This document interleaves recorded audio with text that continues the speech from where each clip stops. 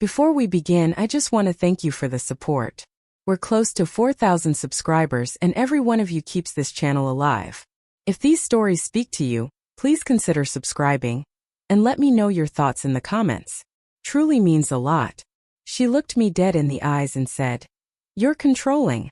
You ruin everything." Her voice didn't shake. Mine did, though I didn't let it show. She spoke like a woman who believed she held the moral high ground, like the truth was on her side. Then she reached for her phone, casually, carelessly, not knowing I had already seen what was inside. Not knowing the messages were burned into my mind. I watched her unlock the screen with the same fingers she used to lie to me every day. She thought she was about to win another argument, twist another narrative, make me doubt myself again. But this time was different. This time I wasn't the one in the dark anymore. We met in our final year of college, both exhausted from exams and living on cheap coffee, but she had this lightness that made everything feel easier. She was warm back then, open, affectionate, the kind of woman who made you believe you were safe with her.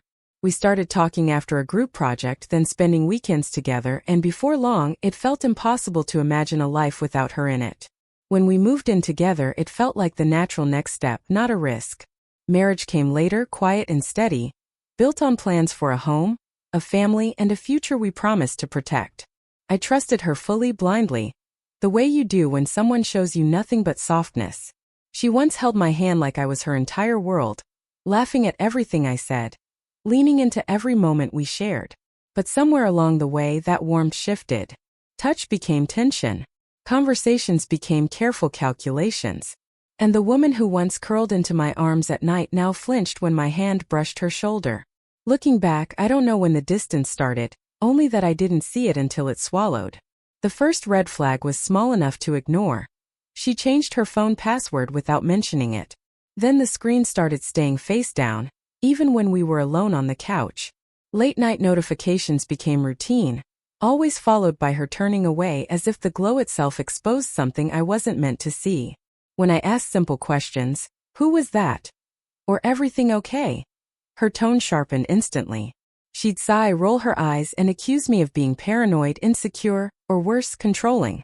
It was gaslighting so subtle I didn't recognize it at first. The affection she once offered freely evaporated.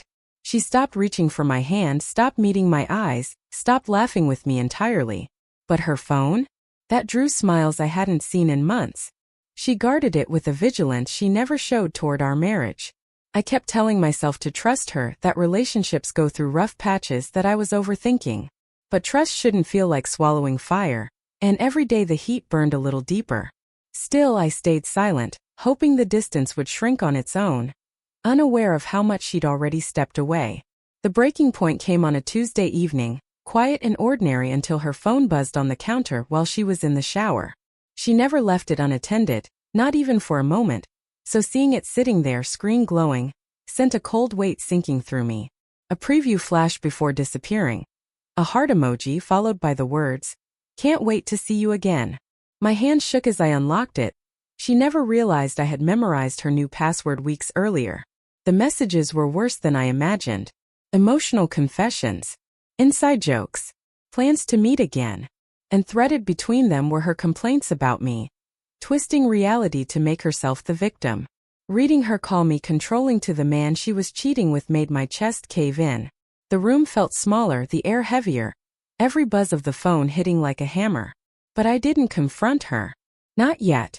I waited, watching her afterward with new clarity, noticing every lie coded in sweetness, every smile meant for someone else.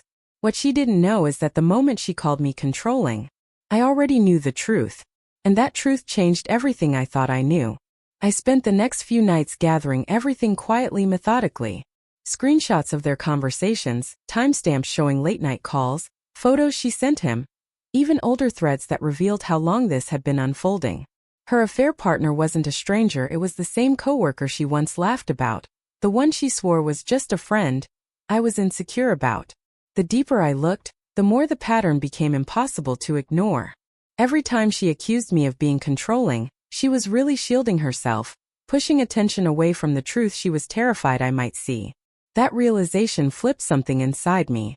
I stopped questioning my instincts. I stopped wondering if I was overreacting. I finally understood the difference between suspicion and evidence. And with that clarity came a plan. Not rage. Not confrontation in the heat of the moment. A calm, controlled unraveling.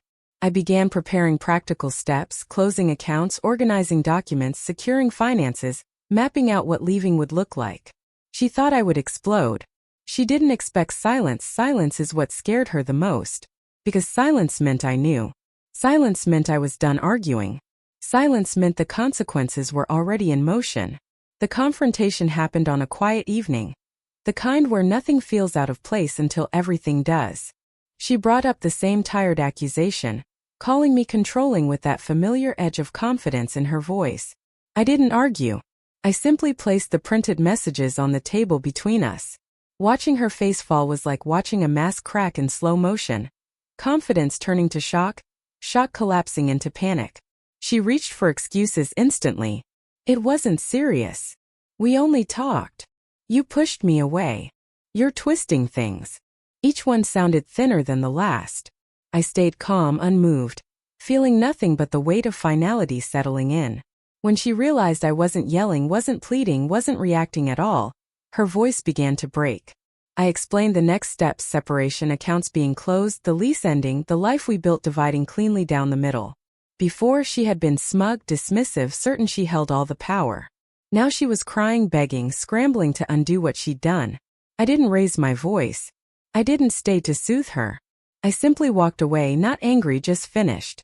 In the weeks that followed, the house felt strangely quieter, but the silence no longer weighed on me. Nights grew calmer, the tension in my chest easing as I reclaimed the parts of myself I'd neglected. I focused on my goals again, rediscovering peace in the routine she once disrupted. With distance came clarity. I wasn't controlling. I was right. And she didn't lose me because I checked her phone. She lost me because she gave another man my place and expected me to live with the betrayal. What hurt me once no longer had power over me. Being accused of things I never did taught me to stop apologizing for things I didn't break.